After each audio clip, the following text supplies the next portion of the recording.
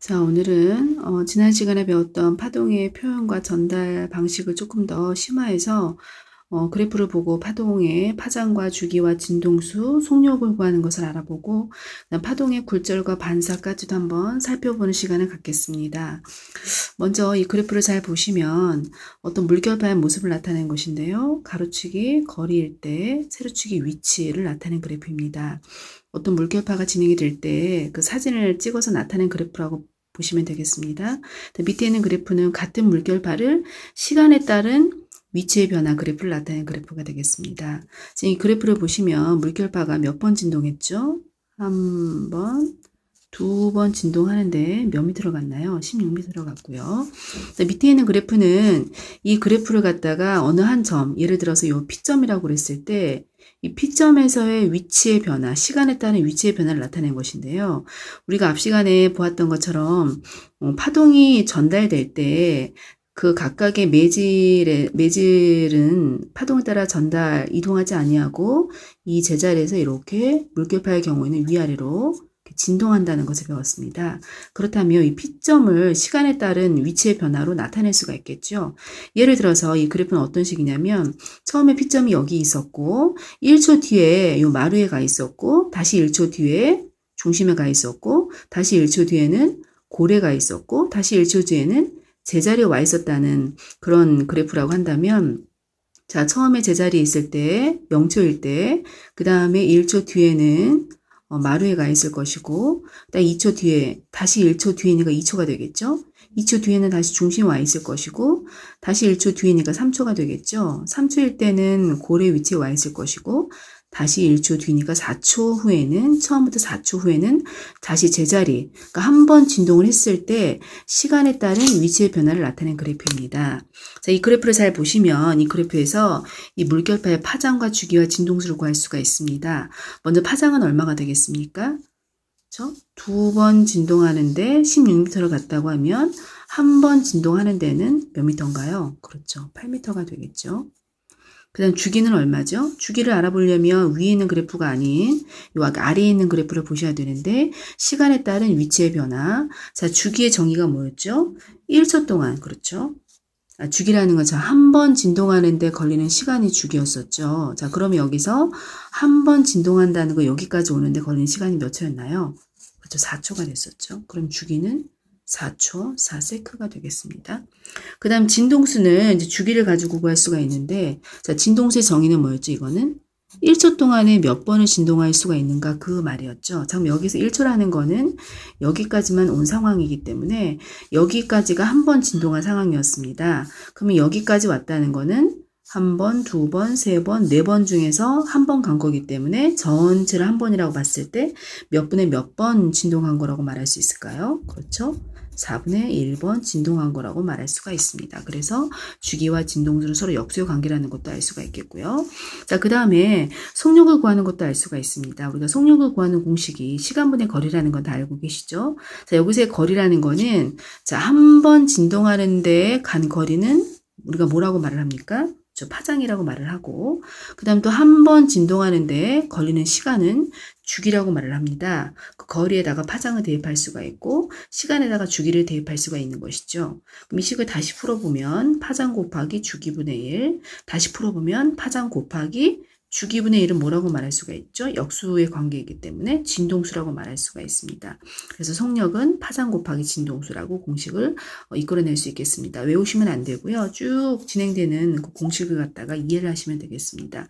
그럼 여기서의 속력은 얼마가 되겠습니까?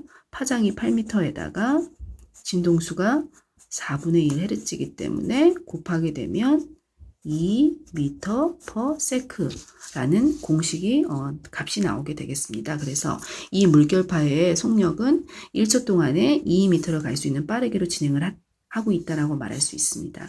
자, 그 다음에 여기서 이 진동수가 불변이라는 말은 무슨 말이냐면 자, 파동이 움직일 때, 파장이 진행이 될 때는요, 진동수는 움직이는 동안에 절대 변하지 않습니다. 무슨 말이냐면 양쪽에 두 사람이 줄을 잡고 있습니다. 자, 여기 A라는 사람과 B라는 사람이 있는데요.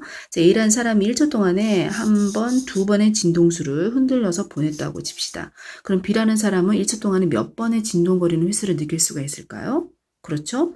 똑같이 1초 동안에 2번을 진동을 시켰기 때문에 B라는 사람도 1초 동안에 2번의 진동을 느낄 수가 있게 됩니다. 그럼 여기서 1초에 2번이라는 거는 진동수가 얼마라는 얘기일까요?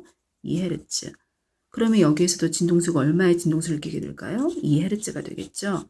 그래서 파동이 전달될 때 처음에 2Hz를 가지고 전달한 파라면 마지막까지 2Hz의 진동수를 가지고 전달이 되게 됩니다. 그래서 진동수는 절대 변하지 않는 그런 값이 되겠습니다. 그럼 여기에서 우리가 어떤 파가 전달이 될 때 장애물이라든지 아니면 매질이 다른 물질을 만날 수도 있는 것이고요. 자, 그렇게 될 때 진동수는 변하지 않고요. 속력과 파장은 변할 수가 있는데, 자, 속력이 빨라지는 곳에서는 역시 파장도 빨라지게 될 것이고, 속력이 느려지는 곳에서는 역시 파장도 느려지게 되는 그런 결과를 보이게 되겠습니다. 자, 그 다음에 우리가 이제 파동의 반사와 굴절에 대해서 알아보겠습니다.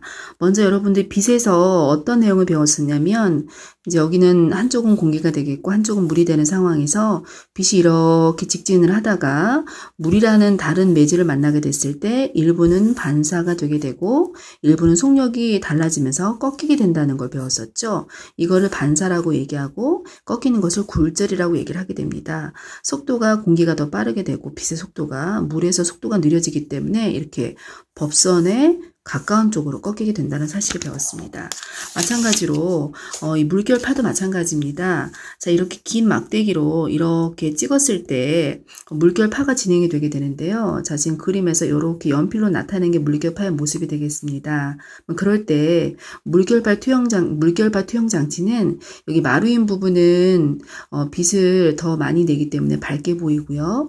자, 고린 부분은 어둡게 나타나게 되어 있습니다. 그래서 파의 모습이 이렇게 진행이 되는 것을 관찰하실 수가 있는데요. 여기서 파는 진행 방향이 어느 쪽으로 가고 있습니까? 네, 그렇죠. 오른쪽으로 가고 있죠. 그럴 때 여기 장애물이 있다고 했을 때 파가 쭉 진행을 하다가 장애물을 만났기 때문에 여기서 어떻게 될까요? 그렇죠. 같은 입사각과 같은 반사각으로 이렇게 반사를 해서 물결파가 이런 식으로 진행이 돼서 나가는 것을 관찰할 수가 있습니다. 마찬가지로 우리가 굴절을 보게 될 때 굴절이라는 것은 속력이 바뀌게 되면은 그 진행 방향이 꺾이는 것인데요. 자, 역시 마찬가지로 이렇게 파가 진행이 되고 있습니다. 오른쪽으로. 그런데 여기 경계면에서 속력이 달라지는 걸 알 수가 있습니다. 어떤 경우냐면 여기가 수심이 더 깊고 여기가 수심이 얕게 되면 우리가 수심이 얕은 곳에서는 파의 속력이 느려지게 됩니다. 자, 그래서 이렇게 진행하던 파가 여기에 와서는 속력이 느려지기 때문에 꺾여서 이렇게 진행하던 파가 이런 식으로 B처럼 꺾이는 것을 관찰할 수가 있겠습니다. 여기서부터 여기까지가 마루에서 마루까지이기 때문에 한 파장이 됩니다. 그래서 수심이 깊은 곳에서는 파장이 긴 반면에 수심이 짧은 곳에서는 한 파장의 길이가 짧아지는 것을 알 수가 있겠습니다. 이상입니다.